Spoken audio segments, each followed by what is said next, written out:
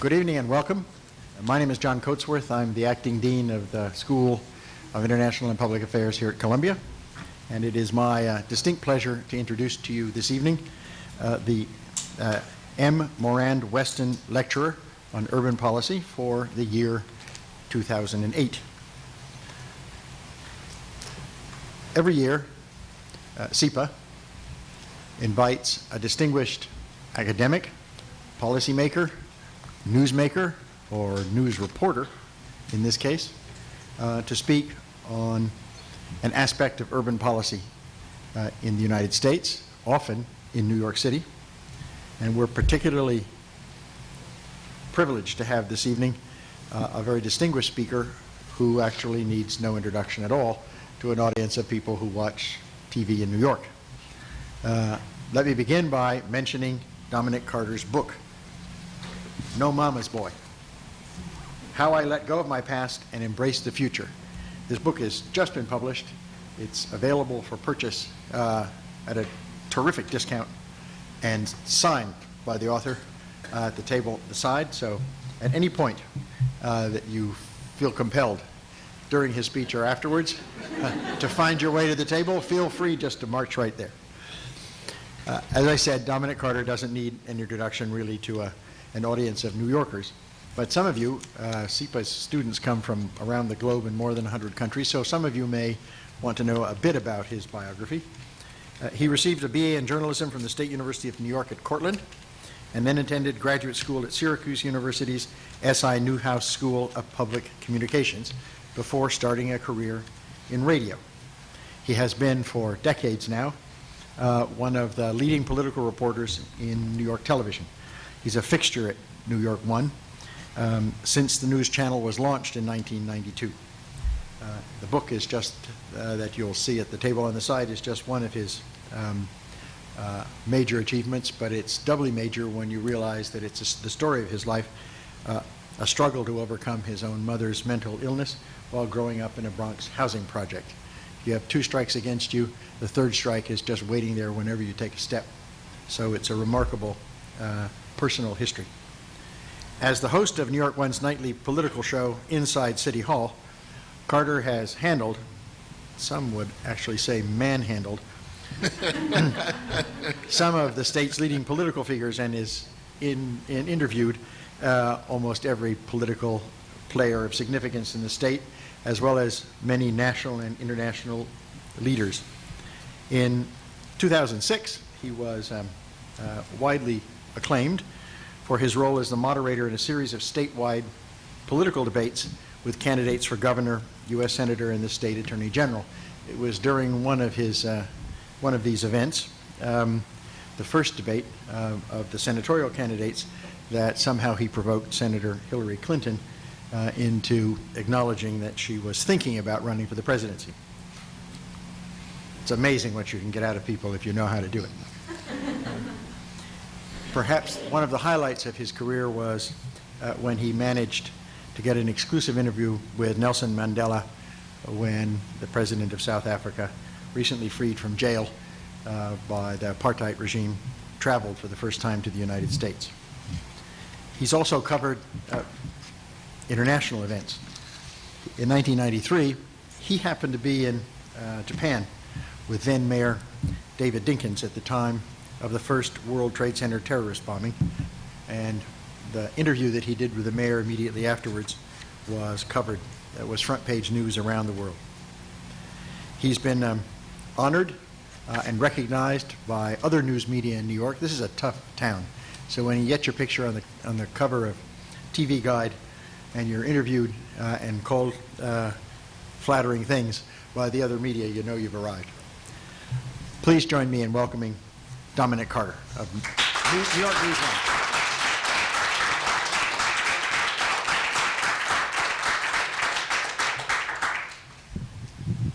Good evening, everyone. Good evening, folks. Good evening. Loosen up a little bit. I mean, I know this is Columbia University, but loosen up a little bit. Now, Dean, can I ask a favor of you? Could you repeat that introduction where you went on for the first, it was done so nicely. The first 3 minutes about my book. Can you repeat that part? No, I'm only joking. He just did it so well. I mean, one more time. No, I'm only joking, team. I'm only joking. Normally when I'm here at Columbia, and I've been up at Columbia over the last 10 years, it's normally at the journalism school. So to be here at the School of International and Public Affairs, is really a great honor for me. It really is. And I think after you hear what I have to say, you'll understand why I say that. I'm at the stage of my life, and I'm going to talk to you about a number of things where I don't take things for granted. And so I greatly appreciate the fact that the dean, another dean, and a number of friends, as well as some of you who I've never met before, that you have taken time away from your busy schedules to be here with me. It really does mean the world to me. Now, Dean, I have to begin by acknowledging you, and I want to thank you for your tremendous leadership here at the school. Let's give the dean a round of applause, please. Tremendous leadership. I prefer to use the word bold. That's the way I've been described, so we can have a little something in common, even though you're a little more low-key. But I thank you very much for your leadership. And I really appreciate the fact that you encourage debate and discussion. I really do, where world leaders can be challenged. And I think that is fantastic in terms of world leaders being held accountable. And I think it's a wonderful, wonderful thing for our city and for our country. So again, Dean, thank you very much. Before I say another word, I have to acknowledge someone who means the world to me. She is a very, very special New Yorker. She is one of your own. She loves our city dearly. I can't say enough about her. I've known her for roughly 20 years, and I don't know how that's possible, Esther, considering that you're only 21. You know. But Esther Fuchs, one of your own. You know, I've been in politics a long time in this city, and Esther, I don't know if you want me to say this, but I have never heard one, and I'm serious about this. Dean, I want you to hear this. Professor Cohen and everyone else that's here, I want you to hear this. In 20 years, I have never heard one negative thought about you, one negative comment from a single person, and that's almost unheard of. And so it points to the caliber of the type of individual that you are. And so I thank you for your friendship. I thank you for being an advisor to the mayor, for helping our city. She's just a fantastic person. Let's give Esther a round of applause, please. I've come here today to discuss a number of topics. And I have to be honest, Dean, I may not be too popular when I'm done. My wife we've discussed these topics a number of times. She may disagree with me. I like to say that she's a bleeding heart liberal. I won't tell you what she says I am. But, right, honey? And before I continue, a couple of other friends I have to acknowledge. Urbano, who works here at the school in the back. Put your hand up, Urbano. And also Ron Johnson, a friend of mine who's a graduate of Columbia University. So, I wanted to talk to you today about what I'm calling a reality check in urban America. Because there are a lot of things going on that trouble me greatly, and things that, frankly, in this day of political correctness, I can't say on television for fear of what would happen. So I'm going to go into that a little bit today. But as I'm doing it, I want you to understand the perspective that I'm bringing in discussing this issue. I'm someone who grew up in this city, in the projects of New York City, on welfare, single-parent household. Every strike, as the dean mentioned, in life I've basically had in my life. But before I continue, a couple of things I want to reflect on before we move on. The Hevesy debate, that was one of the most challenging assignments that I had to deal with throughout my career, Dean. And the reason why Mr. Hevesy, I guess I should be honest, was somewhat of a good friend. Notice I put it in past tense. I would like to say that he is a good friend. And Esther, as an expert on politics as you are, I will never understand why Hevesy did that debate with me in a million years. I would have selected any other journalist except for Dominic Carter. For the reason being, and for you students that may be new to New York City, I had known Mr. Hevesy for about 15, 20 years, always a good relationship, and he had to know, like everyone else knew in the world of politics, that the district attorney of Albany, who was investigating him, would also be watching that debate live in Albany. And Hevesy had to know that his future was riding on his performance in that debate. And he had to know that maybe he didn't, I don't know, but he had to know that there were certain things that I had to follow up on, that friend or not, that I just could not let go. And the reason why I always focus on the Hevesy debate, the Hevesy debate and the Hillary debate were literally 4 days apart from each other.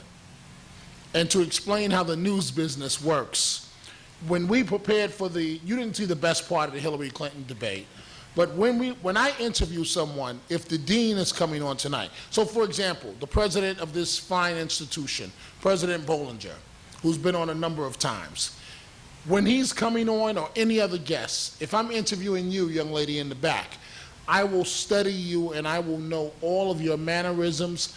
The staff will have full nexus research, a Google search, but more elaborate, on everything that you have done. So I will know when you are uncomfortable. I will know when you're starting to lie to me. I will know everything there is to know about you. And I will also know, so if you plan on being interviewed by a journalist, keep this in mind. The good ones, they know your response before you give the response. So when you start to filibuster and waste time, because my job is to make you say something, your job, if you're an elected official, is to waste the time and say absolutely nothing. And so if you ever watch Senator Clinton or Senator Obama, I understand that he went here, but their job is to talk very generally around every issue and say absolutely nothing. And in a polite way, my job is to make you focus and center and say something. And so the reason why the Hevesy debate and the Hillary debate stands out, before I go into my point here, in my mind, and sometimes we go through a lot as journalists, just like you do in the fields, the endeavors you're going to go in your careers. My wife can tell you that our son was in the hospital. That debate was upstate, the Hillary debate, and I found myself on Al Jazeera and all types of networks all over the world for that one debate with Senator Clinton. And we were going up to Canada after the debate. But our son has epilepsy and became ill. And so my wife couldn't make the trip. And so she was at New York Hospital with my son. And as soon as I got back the next day from the debate, and it was weird because I turned on the television and it was all over the Today Show, everything. And less than 48 hours after that, the word came, and every station in New York wanted the Hevesy debate. He was under tremendous pressure. Everybody wanted the debate, and the word came down that he was going to do it with me. And I haven't seen Mr. Hevesy since that time. I'll just never understand why he decided to do it with me. From a journalist's point of view, hey, it was great that he did it with me, but I would prefer if he had went to someone else. And so it's over and done with. But what I want to say to you today, and when I speak before groups, I don't believe in just lecturing. This is a dialogue, an open conversation. I want to ask a question. I've had this same debate with my niece as far as the way they see things politically and the way I see them. I want a couple of you to answer this question. Why are some of you in school as graduate students, and yet less than 10, 15 blocks away from here, some people of the Harlem community, the same age, are not in school? Why is that? Why is that? Are you a student, sir? Yes. Why is that? Could be a lot of different reasons. Like what? Some that might not be palatable, socioeconomic reasons, opportunity to pursue, or upbringing, outlooks, a lot of sociological as well as economic reasons. What's your name? Andrew. Andrew. Hi, Andrew. I'm Dominic. Okay. Are you a student, ma'am? No, you right there, ma'am. Right there. Yes. Yes. I'm actually not a student. No, I'm not a student here, but I find myself in agreement with the gentleman. I mean, it could be any number of reasons why the Harlem residents would not be enrolled. And I just selected this community because it's right here. I mean, we could be at Yale, we could be at any institution, Syracuse University, anywhere. I'm just throwing the question out there. Ma'am, are you a student? Yes. I'm not a student now. I graduated from Harvard Peer Research Center. I was a graduate. I was a peer specialist graduate. I'm not a student now. I'm looking for a position as a PR. Okay. Well, I want to hear from some students. Yes, sir. Okay, yeah, that's because the community and the school teachers didn't prepare. Say, I can't hear you. The reason why the kids are not here in this school is because the community and the teachers did not prepare them. Okay. Yes, sir. You know what the bottom line is. It's mostly a poor community where a lot of the parents are probably not necessarily very upwardly mobile, so the accessibility to the idea of education and being able to be at Columbia University is not something necessarily that is part of their lives. Anybody else? Yeah. Yes, sir. Actually, I agree with his opinion, the first one about socioeconomic reason. I mean, it's basically the mainframe of society that work in certain way. I mean, you may tell me that the cultural aspect that some communities may do better, on poverty. But basically, there's a mainframe, the way that society works and keeps, most of the people in poverty.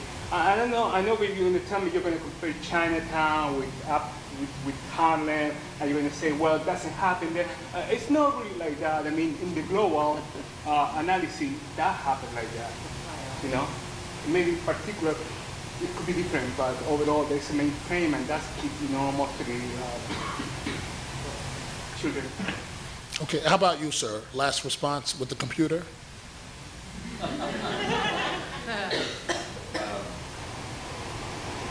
Opportunities, vary community to community, from community to community, and I have certain privileges, that others don't. Educational privileges, financial privileges, a range of others that afforded me the opportunity to attend this university, and others don't have the same privileges. I'm going to put my favorite professor on the spot, Professor Fuchs. Why do you think that's the case? I think it's a combination of structural factors, which is to say that people are not prepared through the education system to compete and get into a school like Columbia. I think there's a relationship between that and poverty. And so poverty is a very important determinant variable of what people end up doing in life. And the third thing has to do with individual motivation and drive. So it's both structural, sociological, and personal. Well, I'm glad that you said individual motivation and drive. And I want you folks to understand that I'm not coming at you as a far-right conservative. I'm talking to you tonight as someone, and these are just my observations. I've been covering urban communities, going back to the '88 race with the Reverend Jesse Jackson. I graduated from school, went to grad school, and found myself immediately working at WBLS and WLIB radio. At the time, WLIB radio, the format was Black Talk. And I found myself all over America, urban areas all over America. And while I don't want to be too simplistic here, while there are a lot of positive things, what greatly saddened me was the fact that I found characteristics in every community, in every urban area in America, in which they were all the same. And what I'm trying to challenge you tonight to say, and that's why I'm so glad that you said that, Professor Fuchs. Perhaps that's why I like you so much. Because I listened with great interest, and I didn't hear any of the students say, and you're all correct in terms of opportunity and so on, finances, but I didn't hear anybody say personal responsibility. I didn't hear anyone say personal responsibility. And I don't think I'm blaming the victim, because now it's time to tell you my story and why I raised that question. Dean, I've never been able to understand why in certain urban areas some kids are able to make it out and do very well from a very poor background, and others have not. The one thing that I've found that makes it possible for success is education. I think we can all agree on that. But why am I raising the topic of personal responsibility and putting the responsibility on the individual? Why am I doing that? Now it's time to tell you my story. I'm on television today. And folks, I'm going to be very honest, Dean. I have a lot of friends today.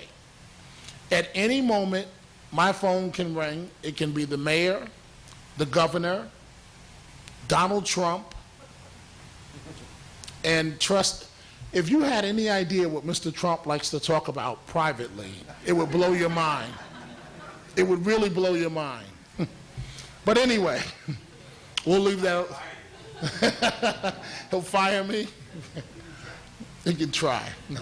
Anyway, and it brings, anyone that knows me is aware of the fact that I don't say something unless I feel I have something to say. So I didn't do this book just for the purpose of having a book. Not just to be here at Columbia University and institutions around the country. I've done this book because in particular, I'm trying to reach out to young people and everyone in urban America. And what am I trying to say? Well, it's easy. If I was standing up here and I was raised with a silver spoon in my mouth, it would make me somewhat of a hypocrite to stand up here, and it might appear that I'm looking down on someone else. But while I'm on television today, folks, I'm here to tell you that I've been to hell and back as far as my life. Can you identify, ma'am? Ma'am? Yeah. Ma'am? Can you identify with what I'm saying? Yes. Okay. Why? I'm just curious. Ma'am? Okay, I'll keep going. I'm sorry.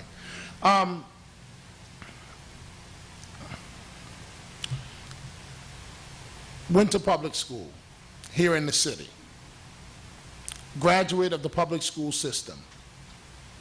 We all know that the education in New York City or the public school system cannot match the education of what some of my colleagues has received.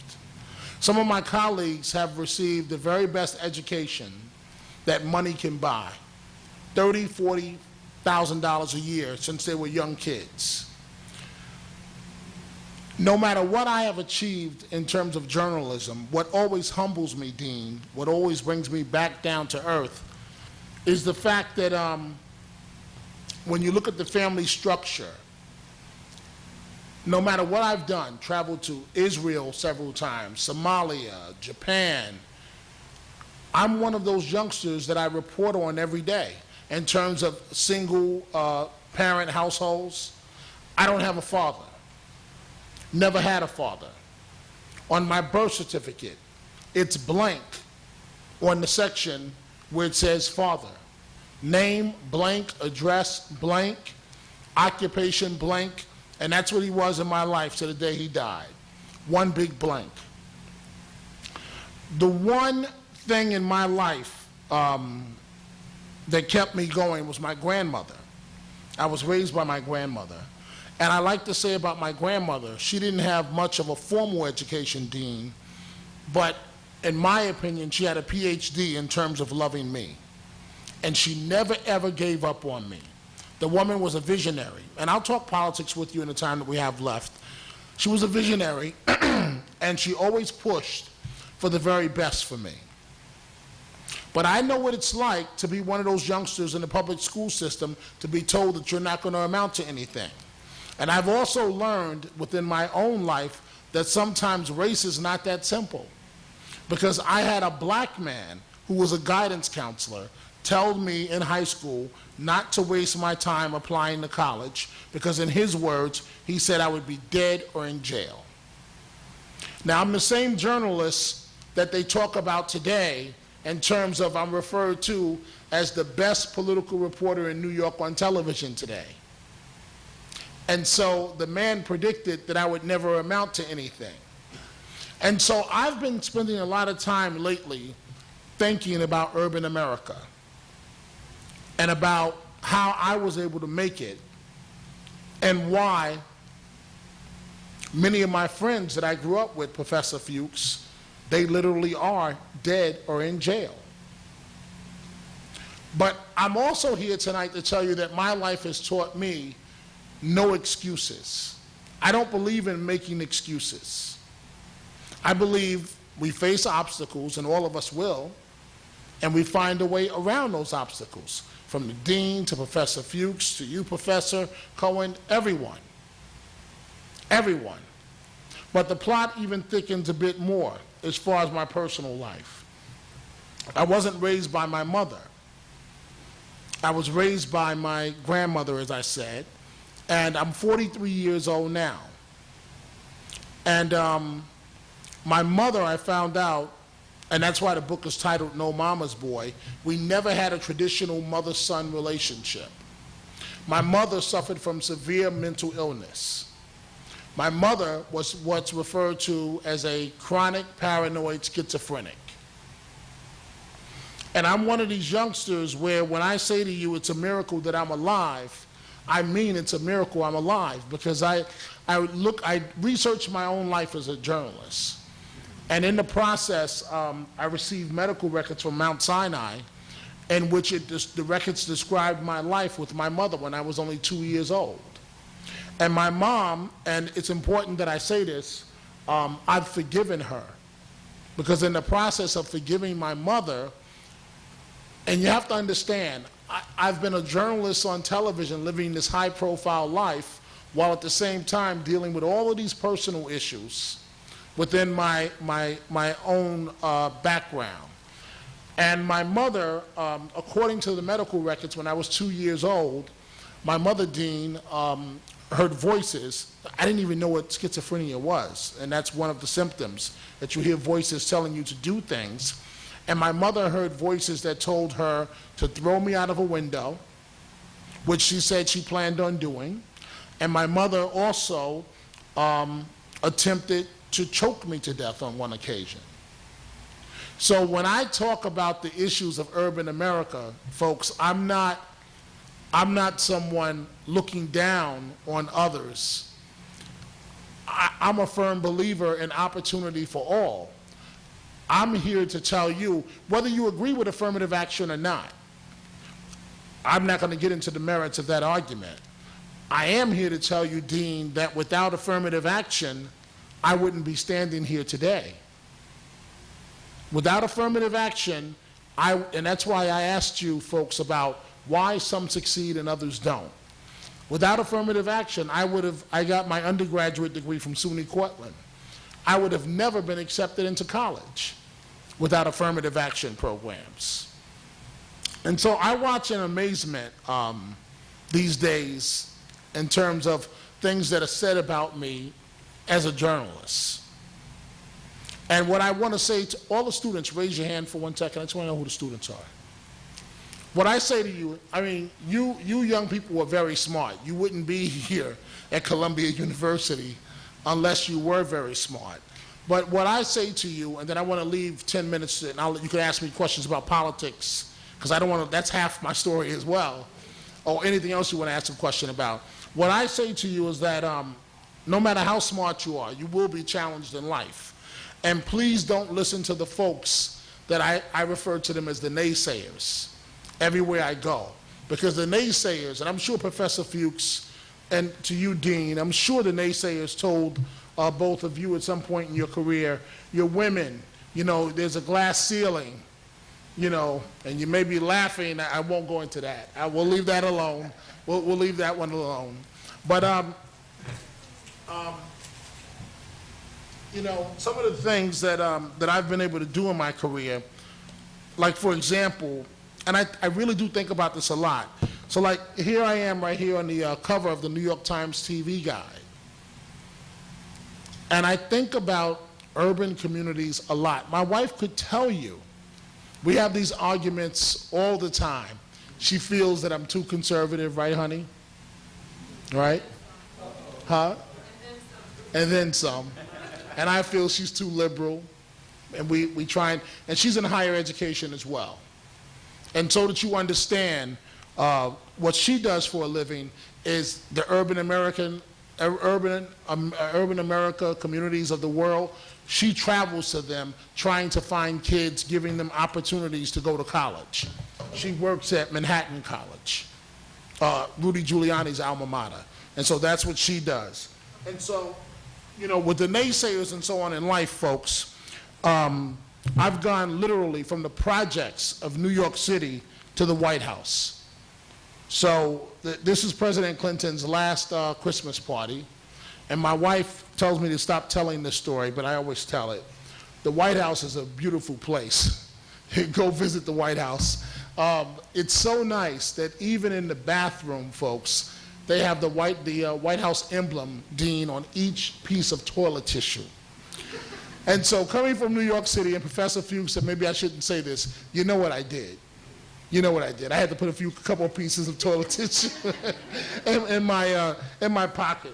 And so my crowning achievement as someone who is of urban America and wants to see all of us as Americans succeed is never to give up. On whatever your goal is in life, never to give up. Because when I did this interview, I was the second American journalist to interview Nelson Mandela when he came to America. The first was Ted Koppel. Now here's why I like to say that I was first.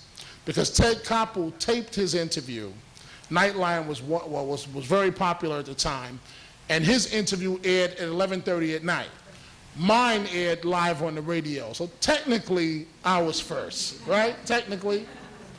So in conclusion, you folks have been great. I want to leave a couple of minutes for questions on politics because I didn't know how to blend both issues. And if you have any questions about politics, Obama, Clinton, I just returned from Iowa, New Hampshire, and Nevada this year. I've covered both of them up close.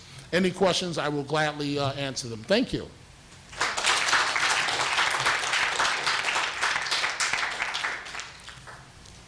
Yes, ma'am. Hi, thank you for sharing your story. My name is Mathilde Fontes. I'm a fourth-year PhD student here at Columbia at the School of Social Work, studying social policy and administration. When I came here tonight, I didn't really know what to expect. The title was appealing to me. And to hear what you were talking about, I relate to it on so many different levels.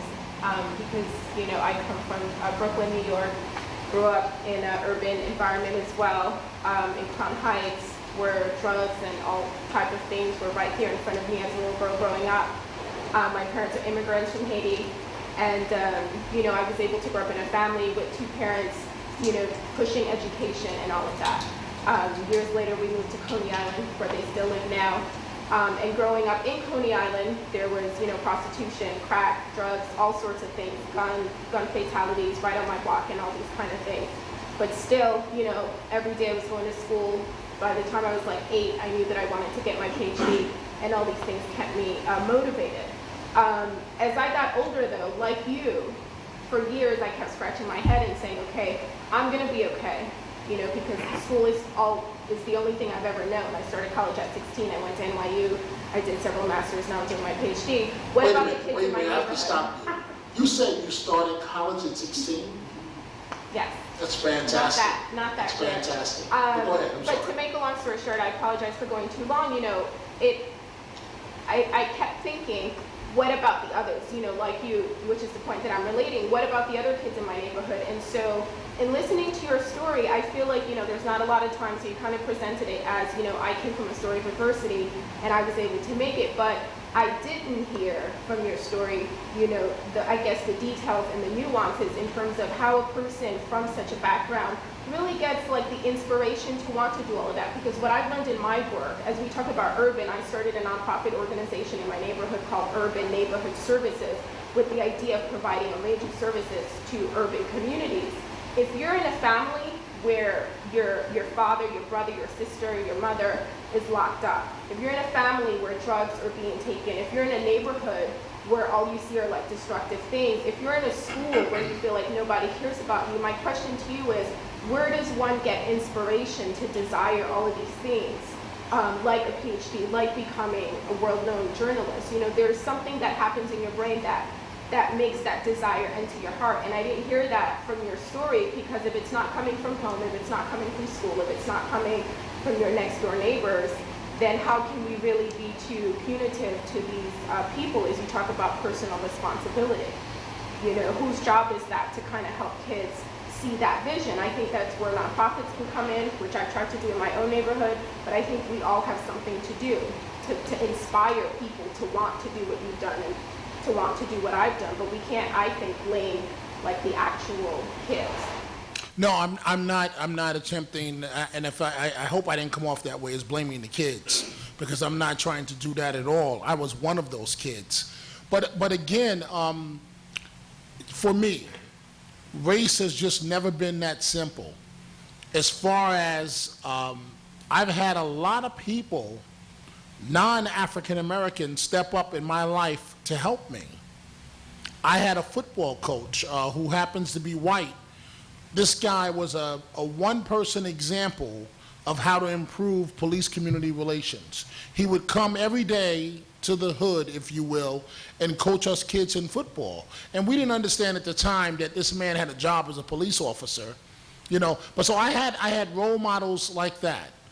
And I had an aunt who, I really do believe when we talk about, and this sounds very simplistic, I really do believe when we talk about urban America, with all of the dynamics of single-parent households and babies having babies, that to some degree you can program, to a large degree, I'm going to be honest, I'm not going to hide, that you can program children to success with people like you standing on the side to help them, with people like my wife also standing there to help them. I really do believe that we can turn this around. But I also believe that we have to stop making excuses. I really strongly believe that. And that's where my wife and I disagree, because some people, I feel, come up with an excuse for everything, for why the young man can't get up, can't pull the jeans up on his backside, get up off the corner and do something with his life. And I don't think that's correct. And again, I said I was coming here tonight to tell you exactly how I feel, how I see certain issues. And I've been watching this again from, one, I grew up in it, and I've been watching this since 1988, every year, covering these issues in urban America. So thank you for the question. Yeah, yes, ma'am. Okay, Dominic, thank you very much for coming. I appreciate your courage and your honesty and everything. I'd like to ask you a little bit about politics, if I may. Sure. Okay. Can you just give me a little précis of what you think the major urban issues are, so to speak, and then tell me why these candidates, the principal presidential candidates, have not been discussing these issues, at least if you think they are, in my view. And I've been listening hard. At first, I heard a long discussion, a long argument between the candidates about the Iraq War, mostly on whether the surge was a success. And I got tired of that argument. And I noticed people don't discuss the Iraq War anymore. They discuss health care, and they're starting to discuss the mortgage foreclosure situation that is engulfing us. But if you could just help me out with what you think are some principal urban issues, and do you agree with me that they've been left off the table, and if so, why? Well, I definitely agree with you. Have you traveled the country? Just a little bit. A little bit. Not Okay. like you. Okay. Well, no. I've been up to New Hampshire or Iowa. Here's why I asked the question. We see things as New Yorkers the correct way, as the yes, we are right, Professor Fuchs. We make a lot of common sense, as you just said. We see things the way that they should be. But you have to remember, America does not look like New York City. As a matter of fact, they look at us as a three-headed person, if you will. And I'm not talking about a simple race. They look at us as a mindset, as a terrible liberal mindset in terms of how we see things. And if you understand that, then you'll understand why the candidates do what they do. The bottom line, and I think Professor Fuchs and Professor Cohen can back this up, the bottom line is to win. That's the bottom line. And that's what these candidates are doing. And if they feel, what I'm trying to say is, so all they're really concerned about is which state of the other party that they lose the last time around, in other words, Florida or Ohio, that they can pull their way. So, for example, one would think, looking on the surface, that Obama would discuss a lot of urban issues. But Obama is not running as a black candidate, and rightfully so. Because the moment he does that, he is finished. He is running, and rightfully so, as a mainstream candidate. Now, that may not be what you want to hear. In my opinion, issues, in my opinion, the big issues are jobs. Some similarities in terms of issues urban and also in America. But the bottom line is that the rest of the country doesn't see things the way we see it, and they're running to get the votes to get to the White House, period. Okay, and just one quick follow-up. Sure. You think the situation would be different if the first primaries were not in New Hampshire or Iowa, but were in bigger states that had cities? Do you think the situation would be any different if that were the reality? Yes, I do, but that's not going to happen. The parties, interested parties try. Everybody wants change, Dominic. I mean, don't we want, change you can believe in? Don't we want real change? That would be a real change, wouldn't it? Okay, well, can I ask you a question? And I wanted to be very honest here with you tonight. Okay. Obama is a very appealing candidate. What real change is he talking about? Can you tell me? No. Okay. So it's not really about change. It's really about saying what it's really about coming up with a message. No offense, but people like Professor Cohen and people like Professor Fuchs, who help candidates, it's about coming up with that winning message. Now, you can't deny that Obama is pulling in crowds of 18, 20,000 people. But in my opinion, as a journalist covering him sometimes, and we're talking amongst ourselves here, he doesn't say a damn thing on the campaign trail. And he's not held accountable for much. Maybe he can ride that wave all the way to the White House. I doubt it. John McCain is already signaling that he is not going to permit him to they've got to do something to stop him. So in my opinion, and these are things I could never say on television, in my opinion, the media has been much more critical of Senator Clinton, perhaps given her high negatives and the belief that she simply can't win. But Just look at the last debate. Look at the last debate. She's in a no-win situation. If she tries to criticize, let's take him out of it. Take him out of it. Which we can't, but for argument's sake, let's take Obama out of it. If she tries to criticize, she's booed immediately. And yet, if she just goes with the way things are going, she's history. The clock is winding down. So, I would just throw one thing in, having worked on campaigns in big city states. I think the candidates believe rightly, from a strategic perspective, that if you talk about things like jobs and healthcare in particular, those are affecting people who are urban, suburban, and rural. There is a bias in some of these early states to talk about agriculture policy, but to a great extent, some of these other issues affect people, no matter where they live. From a message perspective, they can sweep in more folks by speaking more generally about these things and not necessarily identifying them as urban, right? They certainly affect people who live in cities. That's what I think. I don't know if that's wrong, but we got a couple of questions. I don't know what the time we're dealing with, but who was first? Did you go ahead? We'll come to you. Go ahead. If you were in the position of being the campaign manager for Hillary Clinton, what would you do to change that? Like, you know, I know that she has been doing all these mistakes lately that hasn't definitely helped. But from the other point of view, is like, what is it to be done then?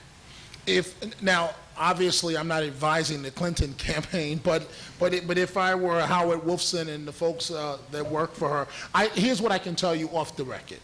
They are very, very frustrated because they feel that they can't say anything about Obama because he's a black man.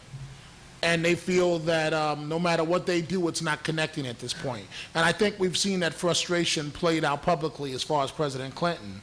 If I were in her shoes, I would have gone, and of course there's a big risk.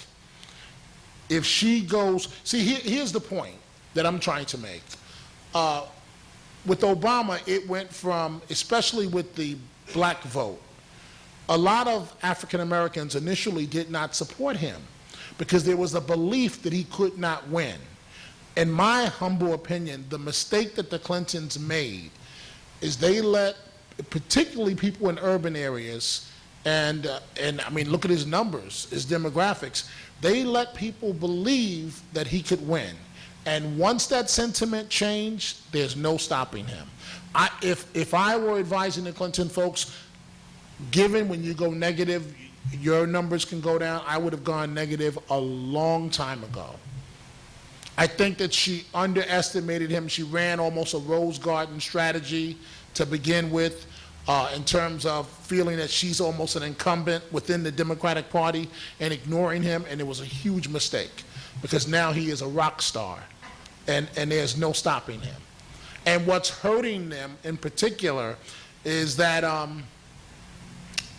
see, I wish I could tell you what a very prominent African-American leader, I just can't tell you the leader, there are lots of jealousies going on as far as Obama within the black political establishment. And I can't even tell you when this person said this because if you saw inside City Hall, you would know immediately who I'm talking about.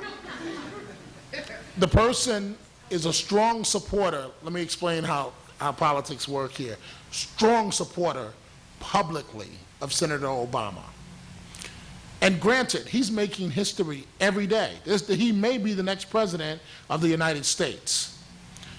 The moment we were done with the interview and he went on for 20 minutes praising Obama, he said, we stepped off the set, he said, let me tell you something, that's one slick mother, and then he went on. So, and Senator Obama, and again, I can't, tell you who made the comment.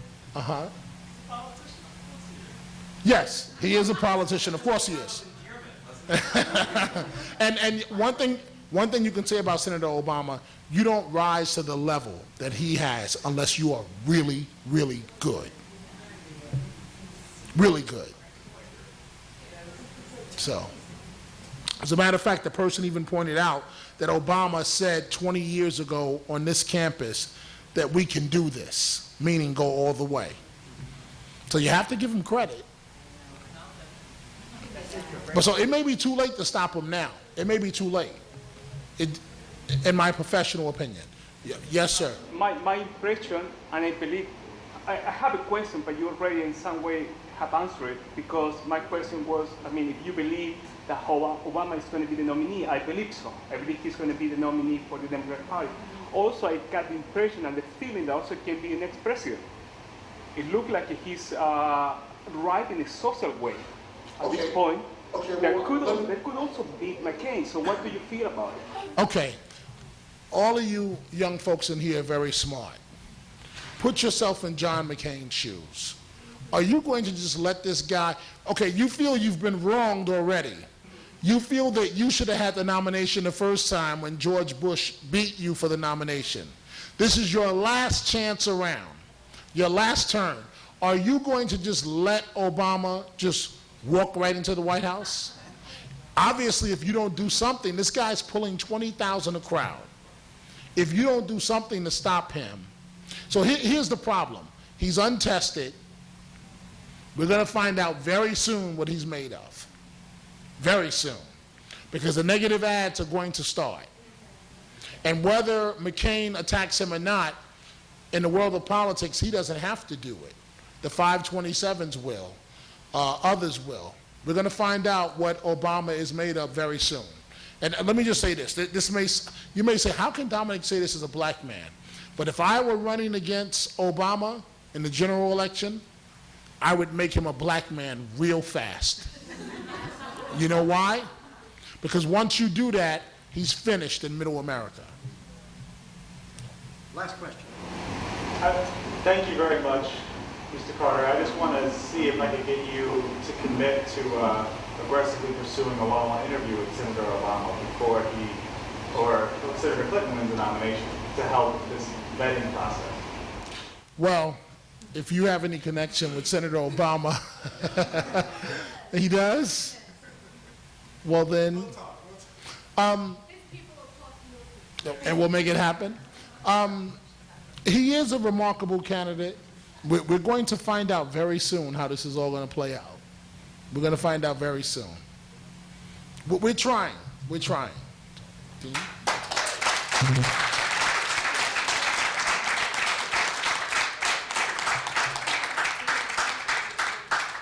The book is called No Mama's Boy, and it's on sale right there. You're very good, Dean. Thank you. Thank you.